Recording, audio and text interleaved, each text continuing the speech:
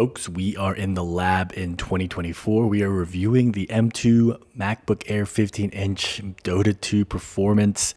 So I just picked up this machine at Best Buy for $9.99.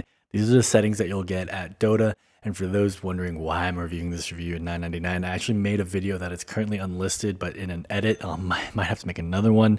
Basically, trying to have some new goals and new productivity. So yeah, with that said, going into what you're actually seeing in the screen right now, Dota 2 doesn't have pre-caching, pre-shader caching in Mac OS. So you will actually, I believe, have these issues no matter what device you get. I've tested the M1 Pro, M1 Max, M2 Pro. If you haven't seen my channel, I've tested all the way to the M3 Pro. I'm considering the M3 Max, but I'm trying to kind of change up my YouTube algorithm, YouTube channel, because to be honest, even though I get paid to do the views, you kind of get bored the same type of content. So that's why I made that $9.99 review, trying to switch up my style. If you're looking at what you're visually seeing on the screen, you may notice some stuttering issues when new things are caching on the screen. And one thing with Mac OS here is this is a turbo match, but I tried the blood grenade here. I'm used to the Windows settings. Command Q actually closes the game. There's a way to get over that in the shortcuts. I'll leave a link to the guide where you can ask me in a comment. So I reloaded the game, but I forgot to do the video recording. Here I changed the settings to be uncapped and then later have the game render quality at full. If you can't see and zoom in, it was around 120s, and now this is of course a turbo game hosted on the East Coast server. And I'll still say that here with QuickTime not recording, for those of you who like kind of a methodology testing. So there's no screen recording app. This is an 8GB device. And you can see there when Earthshaker previously in the video did his Fisher, there was that delay, and that's because of the render of the new shaders that have to spawn every time you do it. So I believe there is an option, and I mean, I've tested it in this video, you'll later see, called pre-warm in the console settings. But from my opinion, I could not get it to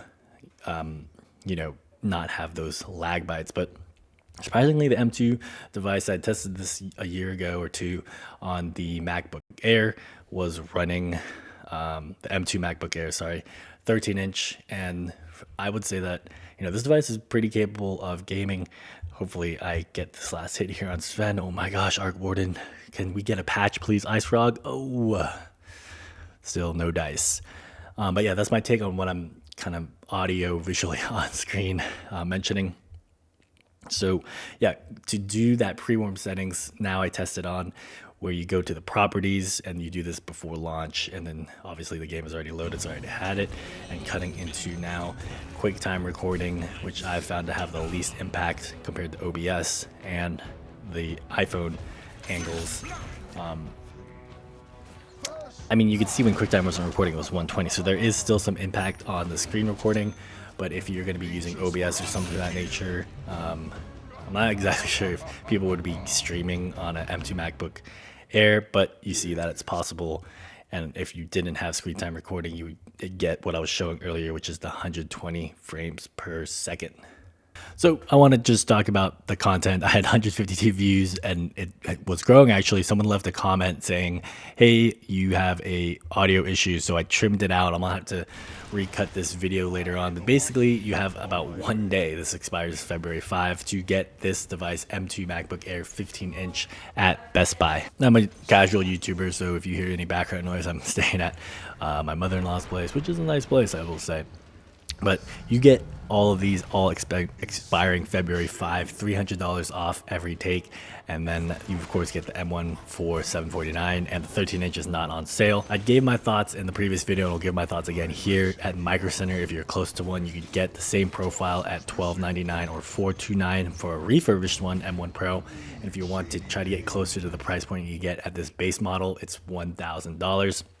Or sorry, 179, and you of course ball out at the 14-inch with the M2 Max if you're around that area. What you're seeing visually on screen is my old video, and may have to do a better take because honestly I was rambling at the end. But essentially the 16 MacBook Pro is 4.5 pounds, while this one that I have right in front of me is 3.3 pounds. And so that is just something to consider. What is the trade-offs? Obviously from a technical perspective, this device, I'm showing M2 playing Dota 2. In that previous video, I'd said I wanted to move away from gaming. you could theoretically, my logic reasoning here was, if I have this device, I won't game.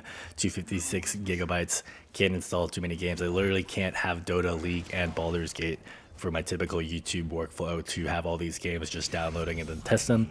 But I'm moving away from that. I don't really need too much SSD space. Everything from my workflow is on the cloud, or I delete my videos afterwards for YouTube.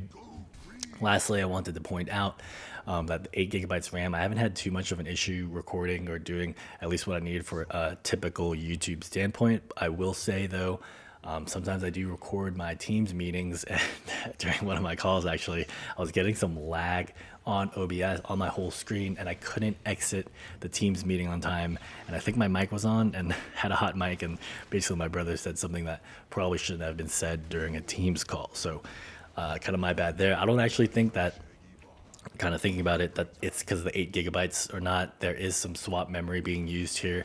I do believe that it has to do with me really trying to figure out what the best OBS settings per CPU impact is. So yeah, if you want to get this device like I'm showing on screen, use the affiliate links, Best Buy, or you could go to your Micro Center if you do think that this device isn't for you. I want to see in the comments, because I'm actually still in that return window where I'm like, maybe I made the wrong choice getting this $300 off. But you know, at £3, what I'm trying to do, play less video games. You know, I'm doing Resolve right now, editing in the Fairlight, and this video is editing pretty well. So I could definitely match my needs, and probably on my personal channel, I'm trying to make a faceless channel as well. Could definitely do what I'm trying to do, which is my goals, and get less video game time. Not that, like, in my opinion, I like gaming on Macs anyways, so even if I got the M1 Pro, you know, I would just have more space and more RAM. But I'd like to see your comments. So that is my take. The rest of this video will just be the turbo match. If you guys are interested in watching, recorded on QuickTime and with the iPhone, having B-roll footage spliced up in between to keep things fresh. Let me know what you guys think, and be sure to sub if you want to see more. I just said right there at the end of the video, look, Necro used his Ghost Shroud, and it stuttered because it had to load all of those settings. So if you guys know a fix, Windows don't have pre-shader options. Let me know if you guys game on Mac. See you guys in the next video. Peace.